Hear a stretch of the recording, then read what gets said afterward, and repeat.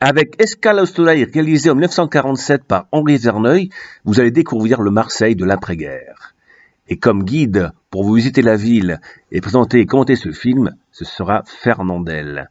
Vous allez aussi reconnaître deux acteurs assez connus de l'époque, Henri Arius et René Bourbon.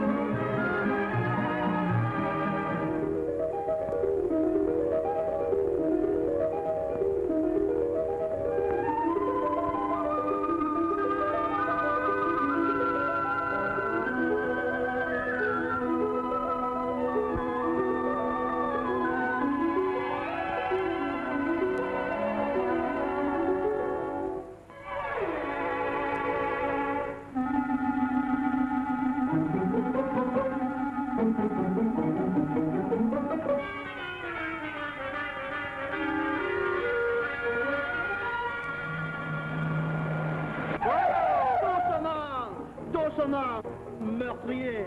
Eh, criez pas, brave homme, vous n'êtes pas mort. Je crie avant parce qu'après il est trop tard.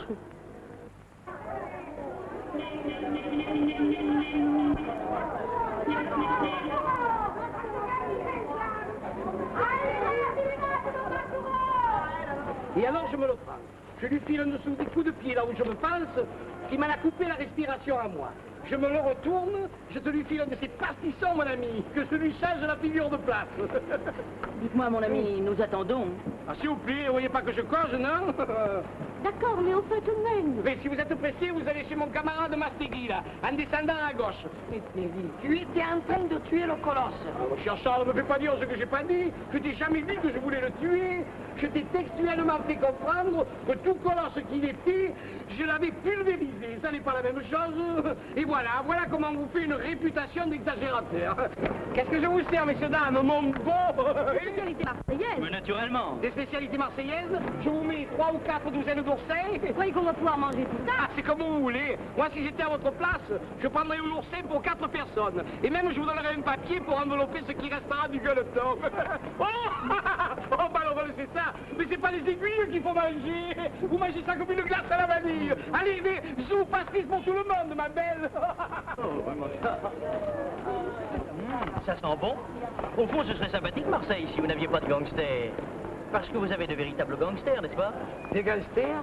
Le mot est faible, monsieur. Nous avons de vrais tueurs professionnels qui font au moins 17 cadavres rien qu'à leur petit déjeuner et qui se rendent à domicile. Ouais, vous riez. Parce que Marseille, pour vous, c'était derrière la mairie, les nervis et les cagoles.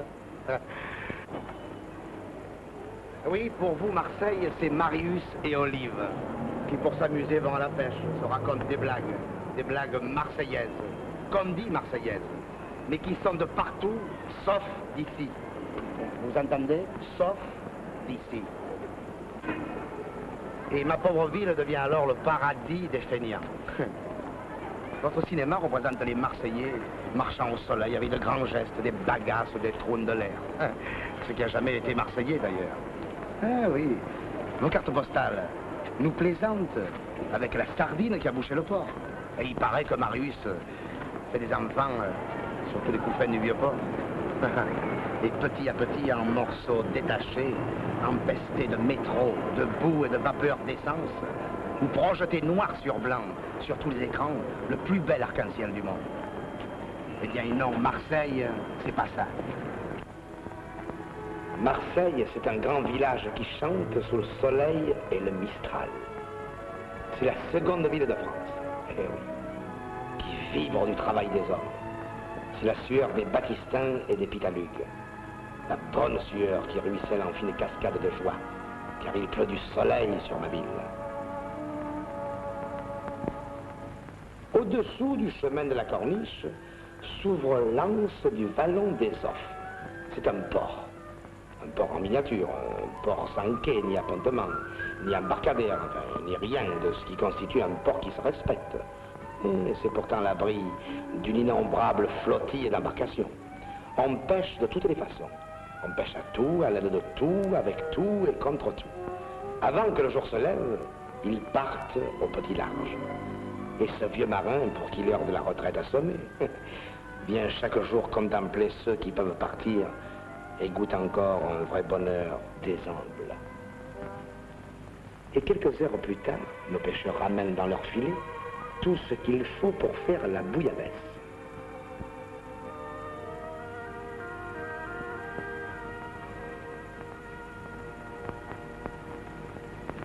Et de bon matin, nos pescadous de Provence, au vocabulaire fleuri, vendent leurs marchandises aux halles de la Croix.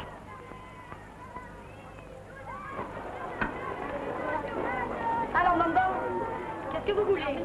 C'est tout ce que vous avez? Vous savez, Mambo, j'ai un poisson lune, que c'est une merveille. Regardez-moi ça, hein? Une merveille, hein? Est-ce qu'ils sont frais? Oh, le malheureux. Ah non, non, il n'aurait pas dû dire ça. Mais qu'est-ce que vous êtes, dites? Mais d'où vous sortez? Mais vous ne voyez pas? Mais vous semblez un mannequin de chez Paquin. Il a tout de Chamberlain. Mais vous êtes vu à la glace ce matin avant de venir. Je comprends que c'est un joli cœur. Tu t'es rendu compte, il m'a demandé si t'es frais, ce poisson. Et ta sœur, elle est fraîche, dit pour de grandes fadas. Regarde-moi ça. Et tu l'as vu, cette tournure? Ah mais non, ils sont plus frais que vous. Ah non, moi, le veste marque mal, là, c'est. Au minable, au minable. Il faut que je vais parler, moi, c'est croque-mort, là. Est-ce que mon poisson est pas frais? Dites, faible marque mal, dites, qu'est-ce que vous avez à dire? Hop, coupez le son.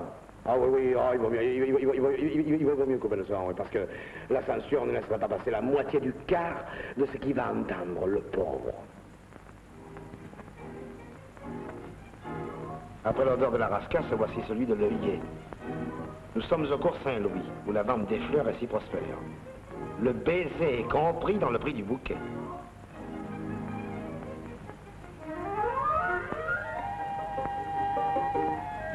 Du cours Saint-Louis, il n'y a plus qu'à traverser la Canebière pour être au cours Belzins. À droite du cours Belzins, on crie très fort. C'est même celui qui criera le plus fort.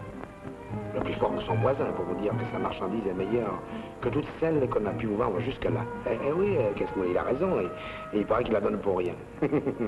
Enfin, celui-là n'a pas besoin de régir du commerce ou de licence. Une caisse, une brosse, une boîte de cirage, en général la même pour tous les souliers, suffisent à créer une véritable industrie. Et astique que je t'astique.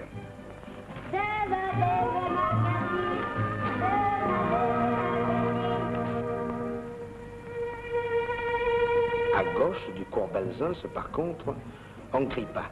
On s'explique à demi-mot. Cigarette en gros et au détail. Détail gauloise. On pousse même le détail jusqu'à la goulée que l'on vend à un prix à la portée de tous. Hein? Eh oui.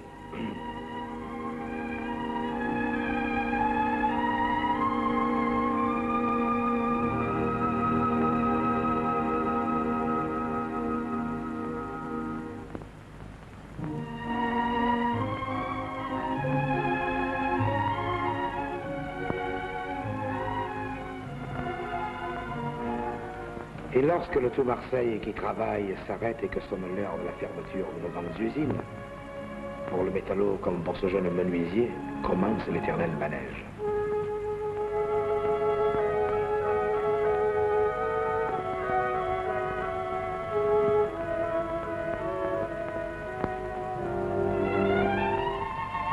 Devant les grands magasins, chacun atteint sa chacune. Eh, dites, alors. Et allez-y, deux par deux, les couples s'en vont faire les protadous, au hasard des rues. Et comme dit la chanson, ça durera le temps nécessaire pour que Jeanne et Pierre aient le temps d'être heureux. Ils s'en vont fabriquer de beaux souvenirs pour plus tard en passant devant la mairie, si vieille, qui seule, échappée au feu, au siècle et à la mitraille, signe encore les papiers de la vie, des mariages et de la mort. Ça, c'est l'état civil qui veut ça, hein.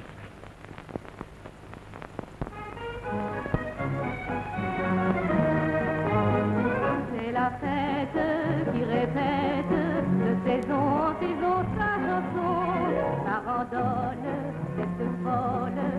papillons dans le vent du printemps, le violon qui chante dans la main tremblante du vieux musicien raconte une histoire que vous pouvez croire, ça ne coûte rien.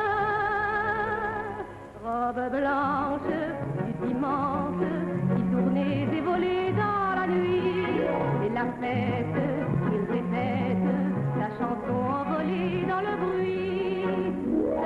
C'est une sérénade aux étoiles du ciel. Moi j'en fais une bande à l'amour éternel. C'est la fête qui répète de saison en saison sa chanson. L'air de lune où chacune et chacun vont la main dans la main.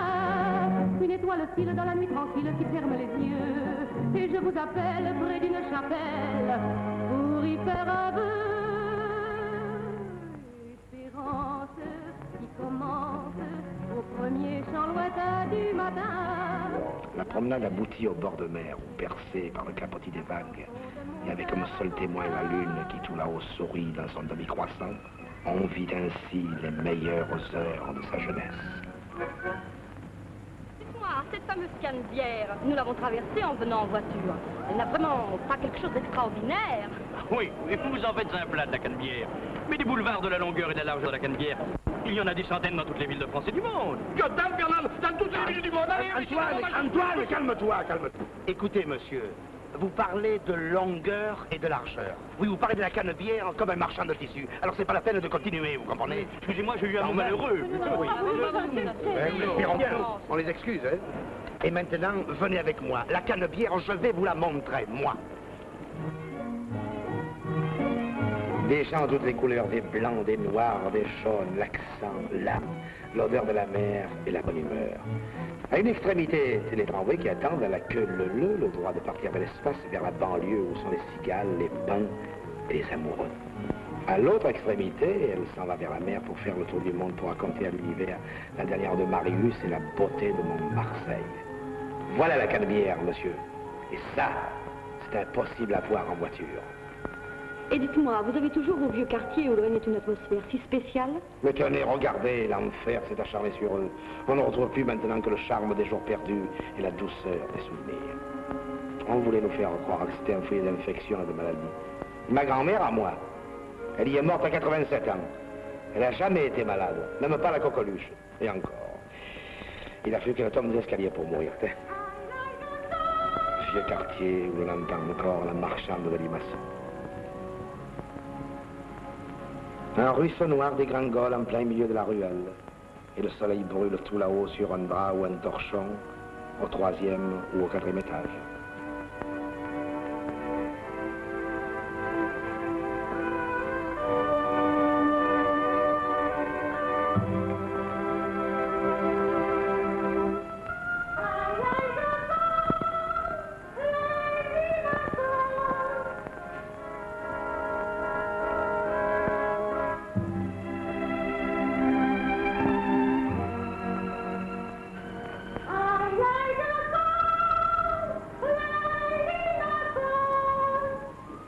Mon vieux Marseille, aux rues pleines d'ombre, d'odeurs lourdes et de noirs désirs où les marins de tous les ports venaient autrefois faire escale.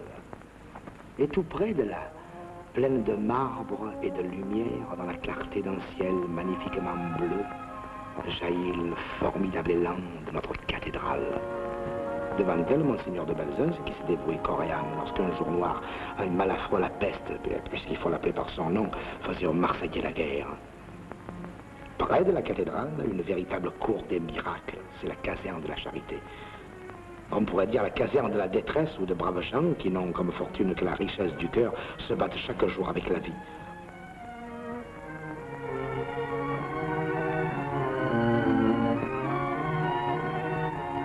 Et tous ces petits chevaliers de la misère s'en vont chaque matin à l'école communale du quartier. Cette vieille école communale qui fut par un beau jour de Noël le témoin d'un véritable conte de fées. C'était donc un jour de Noël. L'instituteur, M. Arnaud, attendait sur le pas de la porte tous les enfants des pauvres. Rampal, le fils de l'Estama, Testanière, qui n'a plus que sa mère qui travaille à la raffinerie de sucre, Farellacci, Canavelli, Ray, Olivier, Bottero, qui a eu toute sa maison détruite. Ah, voilà Raymond. Il manquait à la fête. Raymond qui est le plus malheureux de tous parce que lui, peu cher, il y a longtemps qu'il a perdu son père et sa mère. Il vit avec sa grand-mère qui vend de la salade rue Longue des Capucins. Malgré les vacances de Noël, ils étaient tous là pour recevoir les modestes cadeaux qu'à force d'amitié, le vieil instituteur avait réunis sur l'arbre de Noël d'infortune. Et dans les yeux de tout ce petit monde assemblé, devant l'arbre miraculeux brillait une lueur d'envie pour le gros lot. Une paire de souliers. Pour Raymond, le plus pauvre de tous, c'était le rêve de sa vie. Il pensait, si j'avais ces souliers. Oui, mais qui sait si c'est ma pointure? Oh, puis je suis bien bête de faire autant de difficile. À 2 ou 3 numéros près, j'arriverai bien à mettre mes pieds dedans. Bon, alors tout le monde est là. Eh bien, mes enfants, je vais distribuer un cadeau à chacun. Bien sûr, ce n'est pas grand-chose, mais c'est tout ce que j'ai pu réunir sur notre arbre cette année. La paire de souliers, je sais bien qu'elle vous fait envie à tous, et peut-être qu'elle rendrait bien service à certains d'entre vous. Eh oui, seulement, pour ne pas faire d'injustice, nous allons la tirer au sort. Et chaque petit écrivit son nom sur un petit carré de papier. Et puis l'instant crucial arrive. Raymond.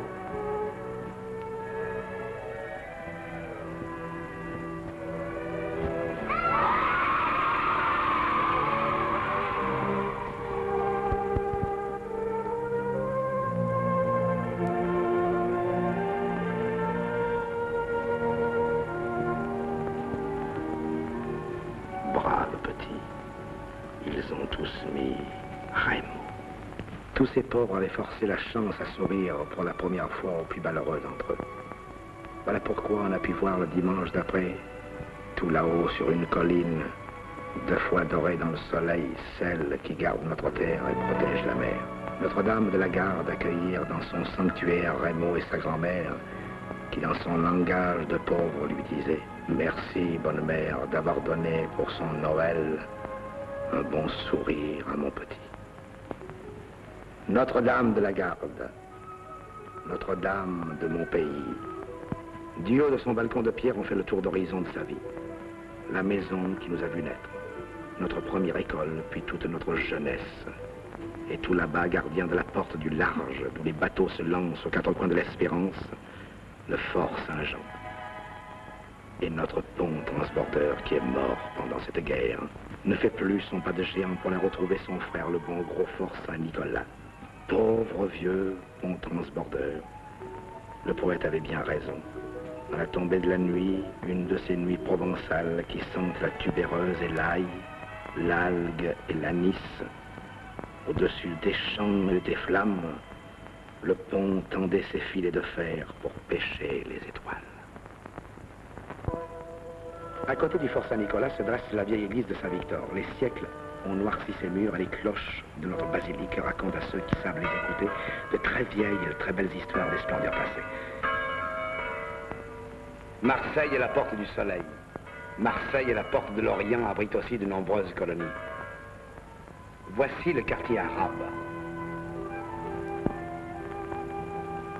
Et voilà l'une des nombreuses pizzas napolitaines où on y mange aussi le traditionnel spaghetti.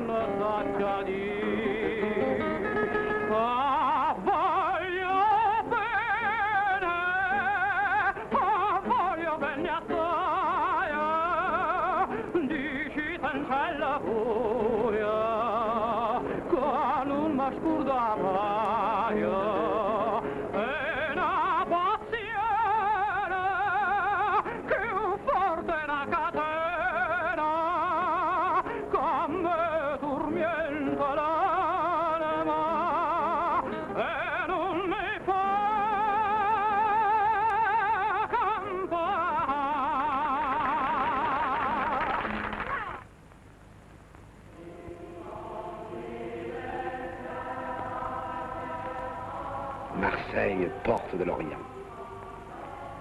Sous un soleil qui rappelle celui de leur pays, les Arméniens sont aussi très nombreux. Peuple paisible et travailleur, ils ont gardé leurs coutumes et chantent dans leur magnifique église du Prado de très beaux cantiques de chez eux.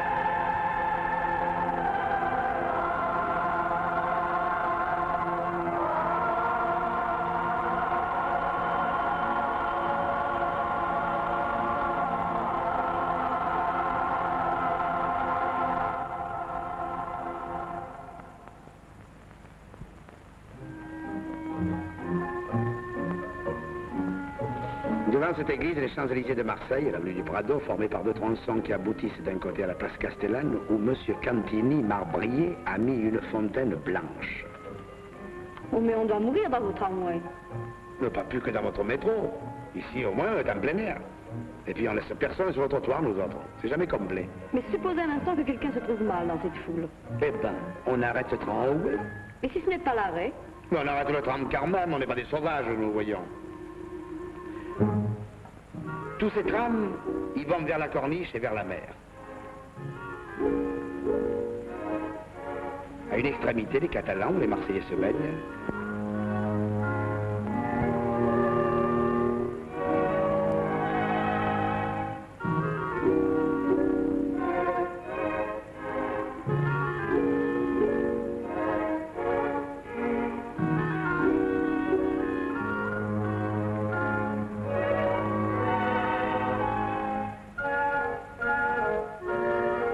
À l'autre extrémité, cale longue.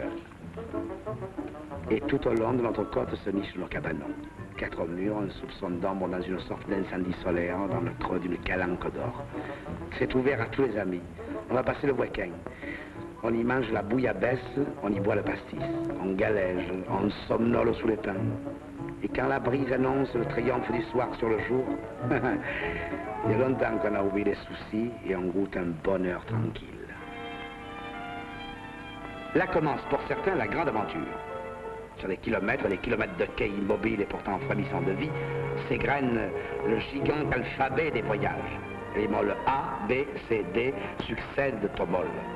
En regardant ces coques puissantes, ces proues majestueuses, on rêve aux pays lointains qu'elles ont abordés et à toutes les mers qu'elles ont traversées.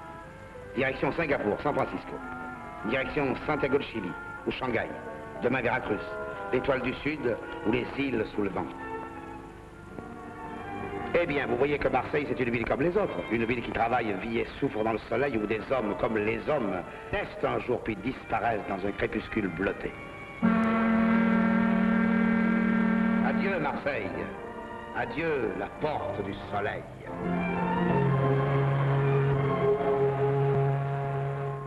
Eh bien, je crois qu'on a parlé un peu de Marseille, hein? Oh, merci, M. Arnaud, vous êtes un poète. Un poète? Non, je suis du Midi. C'est peut-être pour ça que je parle un peu avec mon cœur. Les vrais poètes sont ceux qui ont chanté ma terre, qui ont crié au monde leur fierté d'être de Provence. Ce sont nos peintres, nos sculpteurs, nos auteurs. Marcel Pagnol, notre grand Mistral. Voilà. C'est tout ça, mon mythe.